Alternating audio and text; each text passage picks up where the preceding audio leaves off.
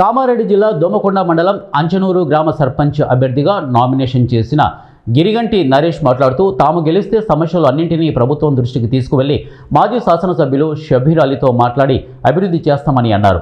గ్రామ పోచమ్మ దగ్గర CC road సమస్య, డ్రైనేజీ సమస్యను వెంటనే తీరుస్తామని వారన్నారు. 2 లక్షల రుణమాఫీ గత ప్రభుత్వం చేయలేకపోయింది. ఇప్పుడు రేవంత్ రెడ్డి గారి ప్రభుత్వంలో మనకు రుణమాఫీ కూడా జరిగింది. రైతులు కూడా మన ఇప్పుడు సన్నవర్లకు బోనస్ కానీ అలాగే ఇట్లాంటి కార్యక్రమాలు జరుగుతున్నాయి. కాబట్టి మన గ్రామ ప్రజలు కూడా అందరూ కూడా ఆలోచించి ఓటు వేయాలని కోరుతున్నాను. కంపల్సరీ భారీ మెజార్టీతో మన అభ్యర్థిని గెలిపించుకుంటే బాగుంటుందని, రేపు జరగబోయే అభివృద్ధి కార్యక్రమాలు నరేష్ ఉంటేనే జరుగుతుంది. ఇంకా వేరే వాళ్ళు పోటీలో ఉన్నారు.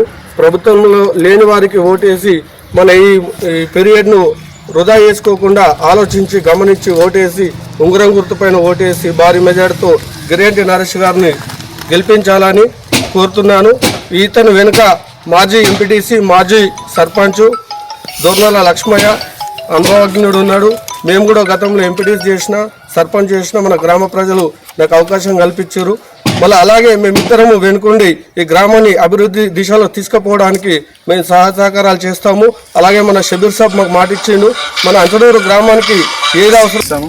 వాళ్ళు ఇంకొకటి ఏంటంటే అంచనూరు బస్ స్టాండ్ నుంచి అక్కడ ఎల్లమ్మ టెంపుల్ దిక్కు అక్కడ గిటేర్ సమస్య ఉంది.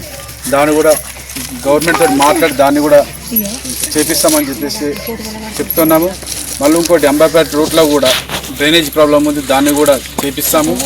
ఇంకొకటి ఏంటంటే ముఖ్యంగా మహిళలకు మన సంఘ భవనం నిర్మాణం కూడా సహకరిస్తారని చెప్పేసి కూడా చెప్పడం జరిగింది.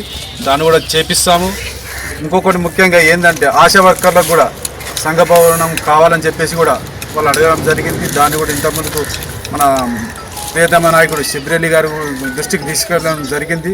దాన్ని కూడా హామీ ఇచ్చి చేస్తామని చెప్పేసి అన్నాడు. దాన్ని గవర్నమెంట్ తరఫున దాన్ని కూడా కంపల్సరీ చేపించడం జరుగుతుంది.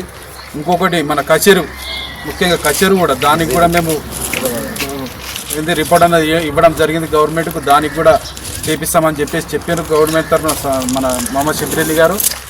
దీన్ని ఇంతకుముందుకున్న గవర్నమెంట్ ఏ విధంగా పనులు చేసింది, మేము ఏ విధంగా పనులు చేస్తామన్నది చిన్నగా మీరు ఆలోచించి మమ్మల్ని ఉంగరం గుర్తు ఒకసారి అవకాశం ఇచ్చి భారీ మెజార్టీతో గెలిపిస్తే కంపల్సరీ పనులు ఏవేవైతే ఉన్నాయో